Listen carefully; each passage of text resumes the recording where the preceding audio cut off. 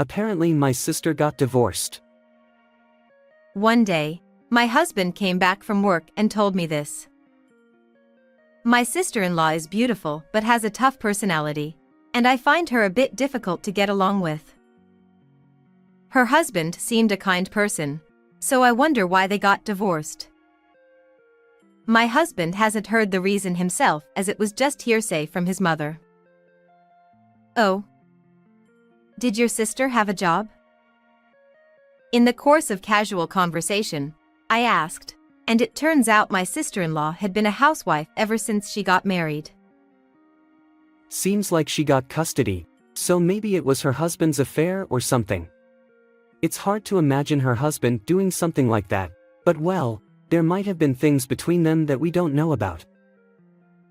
If she doesn't work and gets custody, it will be tough for her for a while, I said, listening as if it were someone else's business. Even though she's my sister-in-law, I haven't met her much, and she lives in a different state. Looking back now, this was the beginning of it all. My name is Sandy. I'm 31 years old and in my third year of marriage. Until we have children, I want to keep working as usual, so I've been working hard at the venture company where I've been employed. My husband, Keith, is the same age as me and was my college classmate. We reunited a few years ago when we went to see the circle's activities together after being invited by friends. We were both single at the time, so we started spending more time together, which eventually led to dating and marriage. Our wedding was also a wonderful memory. My sister-in-law and her family attended our wedding. They had their 5-year-old daughter with them. Her husband actively came to greet us and seemed like someone who takes care of his wife and child. I thought he seemed a bit timid, like he might be under his sister-in-law's thumb. However, he had a gentle demeanor and I remember him being a good person. A few days after hearing that my sister-in-law got divorced, my husband told me the reason behind it. Apparently, her husband had been having an affair with a younger colleague from work and abandoned his wife and child. He forced her to sign the divorce papers and even canceled the lease on the apartment they were renting without her consent. As a result, she has to move out by the end of this month, and my sister-in-law is desperately looking for a new job and a new place to live. It's surprising because he didn't seem that kind of person. It goes to show that looks can be deceiving, or maybe he was just good at putting on a facade. It's really unexpected for things to turn out like this all of a sudden. My sister-in-law must be going through a lot, having to find a new job and a new place to live. She might end up coming back to our parents' house. Our parents-in-law live about a 30-minute drive away from us. Both of them are still healthy, so it would be practical for her to stay there for the time being. Looking back, I feel like I could give a lecture to my past self who was so carefree about these things. A week later, while I was relaxing on my day off, Keith said, "I'm going to my sister's place for a bit." Come to think of it, it's almost the end of the month. They have to move out by then. Maybe he's going to help them get ready to move. In my relaxed state, I absent-mindedly thought about that and sent my husband off with a casual take care in a somewhat absent-minded tone. A few hours later, while having a late lunch, Keith came home. "Welcome back," I said, heading towards the entrance, only to be greeted by a surprising sight. "Huh? Sister-in-law? What's all this luggage?" My sister-in-law was there with her daughter, while Keith was bringing in large pieces of luggage through the doorway. "Sandy, long time no see." My sister-in-law greeted me with a smile, but it felt somewhat unpleasant. I had always felt this way, but her smile seemed condescending. Claire, her daughter, had already grown into an elementary school student since the last time I saw her. As I began to tidy up the table, thinking there might be something to discuss, Keith came out with something outrageous. We'll be supporting them from today.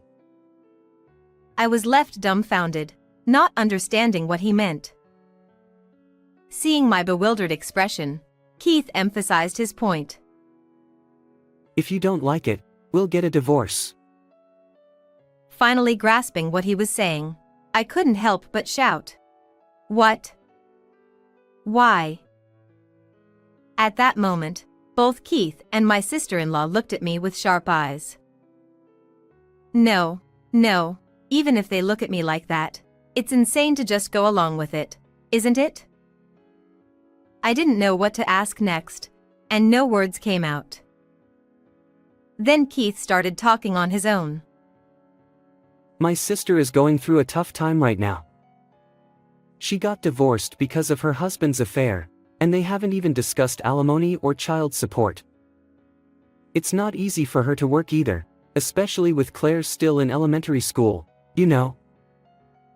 While I sympathize with her situation of being divorced because of an affair, to be frank, there are plenty of people like that in the world. Even with a child in elementary school, many people manage to work. Certainly, it must be tough if she just got divorced and hasn't secured a job or a home yet, but supporting them?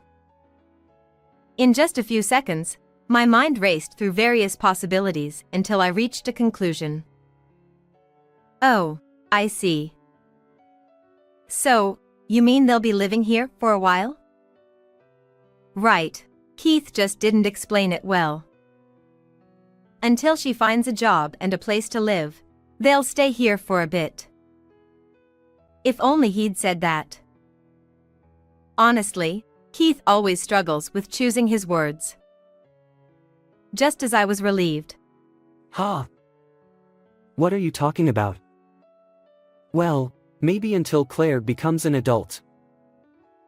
Upon hearing those words, my sister-in-law nodded in agreement. Wait, is that even a thing?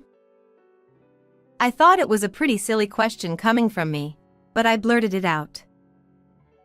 But they're family and they're in trouble. Are you saying we should just ignore them? I didn't say that. Why support them until the child becomes an adult? Is my sister-in-law not planning to work until then? And is it just unconditional support without any plans for repaying once she finds a job or contributes to living expenses? Why on earth? Why did you decide something like that on your own? Then, for some reason, he began speaking in a condescending tone. Well, because I'm the head of this household. It's my responsibility to decide who lives here and how we manage our finances, isn't it? That's one of Keith's flaws. It's like there's a switch in him that suddenly turns on his condescending attitude. And usually, it leads to something troublesome. He's the type of person who strangely feels responsible for everything and insists on leaving everything to him without any basis. Back in our student days, there were many situations like that, and he wasn't even considered as a potential boyfriend. But since we reunited, that aspect seemed to have disappeared. I thought he had learned from his experiences as he got older, but it seems like that's not the case after all. Keith comes up with his own family plan. If we have children, my experienced sister can take care of them, so you can immediately return to work after giving birth, Sandy. Claire can also become like a big sister. Isn't it great? Huh? I don't get it. I have no clue what this person is thinking. Understanding seems impossible. When he says such absurd things, it oddly makes me calmer, and I just replied flatly. No, that's impossible. First of all, why should we support your sister and Claire? Temporary support might be understandable, but until she's an adult? Is your sister not planning to work? Besides, if I have my own child, I want to raise them myself. Why should I have to leave my child to someone else and work? I'll take maternity and childcare leave, so there's no problem. In fact, I'd prefer not to have someone else in the house during those times. After saying that much, my sister-in-law, who had been silent until then, spoke up. Oh, come on, we're family, aren't we? Don't say such cold things. Sandy, you love your job and earn quite well, don't you? So, even if you have a child, you wouldn't want to quit your job, right? And besides, if you earn that much, it's only natural for you to support me and Claire, right? I've raised Claire all by myself until now, so it's not a problem. Her smile was devilish. Claire is, to put it mildly, not a good kid. Even after not seeing each other for a while, she doesn't even greet me, and when I try to talk to her, she ignores me. I thought maybe she's just nervous, but an elementary schooler should be able to greet. Despite not greeting me, she has an impudent attitude and demands snacks and juice in a manner not typical of an elementary student. While I do feel sorry for her being swayed by her parents' circumstances, I don't have confidence in getting along with this child. Initially, I thought maybe if it was just for a short while, but no, absolutely not. Even for a short time, living together with her is out of the question. I made up my mind to firmly refuse. Then Keith rushed for a response. Anyway, we'll support them ourselves. Isn't that fine? No. It's not fine. I wanted to retort internally, but I couldn't find the right words that wouldn't cause conflict, so nothing came out. Isn't it okay? If you don't like it, then divorce is the only option. At that moment, Keith's expression oddly looked down on me, much like my sister-in-law. A chill ran down my spine at that expression, and I made my decision. Are you really okay with that? When I said that, Keith seemed to not understand, so I said it again. Are you really okay with getting a divorce? Then, Keith suddenly became angry. What? Divorce? Divorce over something like this? I didn't think you were such a cold-hearted woman. Don't come back until you've reflected on your actions. Keith probably thought I would comply if he brought up divorce. I wanted to ask where his confidence came from, but before I could, I was kicked out. Barely managing to pack what I needed for work and clothes into a travel bag, I booked an economy hotel near the station for now. As I calmed down, my anger started to bubble up gradually. Not just towards Keith, but also towards my sister-in-law and Claire. Their attitudes were infuriating. 3 days.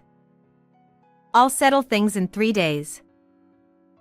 With that decision made, I took 3 days off starting from the next day. First, I went to get divorce papers and filled out my section. Then I went to a real estate agent to look for a new place. I consulted with an acquaintance who's a lawyer. I arranged for a move company. Everything is prepared. I called Keith, telling him I needed to talk. So, you've finally come to your senses. Come back soon. It seems Keith thinks I'll just come back. I returned home while Keith was there. My sister-in-law and Claire were lounging around, making a mess everywhere. It used to keep things relatively tidy, so seeing that scene only fueled my anger further. But Keith, completely unaware of such matters, suddenly started talking. So, about what's going to happen from now on, you need to increase the money you bring into the household. Since my sister is busy with childcare, household chores will still be Sandy's responsibility as usual. Also, About what happened the other day, I'm a forgiving person, so if you apologize properly, I'll forgive you. So, start by apologizing. It seemed like Keith's sense of justice had gone in a strange direction, as he was only saying outrageous things. I took out the divorce papers and told Keith, "There's no way I'm apologizing. I'm never coming back. Fill this in now." Then, Keith flew into a rage. Divorce? Are you kidding me? You should just be serving me. Remember, I'm the one who took you in when you didn't have a boyfriend. Who else would want you once you're divorced? Did he really marry me with that intention? It's true that I didn't have a boyfriend for a few years before dating Keith. But he has no right to say such things. Who would serve someone like you? I'd rather be divorced and single than continue this marriage to support someone else. Keith, boiling with rage, slammed the table and came towards me. Keith's feeble punch ripped against. Actually, I used to do kickboxing for exercise. As I dodged his attack and almost instinctively prepared to retaliate, the doorbell rang. The room fell silent. I ignored it and opened the door. Standing there was the lawyer I had called for. I had asked them to wait nearby in case something happened. By the way, when I returned home, I had left my phone in the living room to record the conversation. So, I have solid evidence of Keith attacking me on camera. They were dazed by the lawyer's appearance. I asked the lawyer to remain silent and stated my demands. As I said earlier, being with someone like you is impossible. Supporting others is also out of the question. By the way, I want to ask, are you spending over $500 every month on a card? What's that for? Ha! It's my card, so I can spend it on whatever I want. What? What are you saying? That's my family card. I checked the statement and you're using it at women's clothing stores and accessory shops, right? Are you spending it on strippers or something? I wouldn't go to a strip club. Obviously, I spent it on Hillary. Hillary? The atmosphere in the room froze. I never heard of that name. It seemed Keith, still boiling with anger, let it slip out accidentally. So, he was cheating after all. That means I was just a source of money. Keith realized his slip of the tongue and started to make excuses frantically, but I didn't want to hear any of it. I had it all recorded, and the lawyer was there, too. I decided to put the divorce papers on hold and left the house with the lawyer. I moved into my new house right away. The next day, the moving company took all my belongings from the old house, leaving only Keith's stuff behind. Then, I told him that I would be terminating the lease for this house. Originally, this was the apartment I had rented, and Keith had moved in after we got married because it was spacious. So, canceling the lease was straightforward. Sandy, I only love you. Please think again. Even if he spouted such cliched lines, they didn't affect me at all. Someone like that wouldn't cheat. I've had enough of being used as a walking wallet. Be prepared for various claims from the lawyer later. Hurry up and find a new home and support your sister and niece. I said it with a genuine smile. Afterward, I filed for compensation for his infidelity, added on the amount he squandered, and divided our assets. His affair partner turned out to be a classmate from college. I knew her too. Of course, she also had to pay compensation. By the way, my sister-in-law claimed that her husband cheated on her, But it turns out she was the one having an affair, which led to the divorce. As for why her kind husband didn't take custody of their daughter, it's because Claire was actually the child of her affair partner. Naturally, my sister-in-law was the one being sued for compensation. She was kicked out by her parents when they found out about it. No wonder she didn't go back home. It seems Keith formed a bond with his sister and was fueled by a strange sense of righteousness to protect my sister-in-law. My in-laws were utterly appalled by the fact that both siblings divorced due to infidelity, but they were closely monitored and called back home for re-education. My sister-in-law apparently started working in her hometown. As for me, the compensation is being paid promptly every month. I'm relieved I'm not being exploited anymore. Now, let's go to work with enthusiasm and do my best today.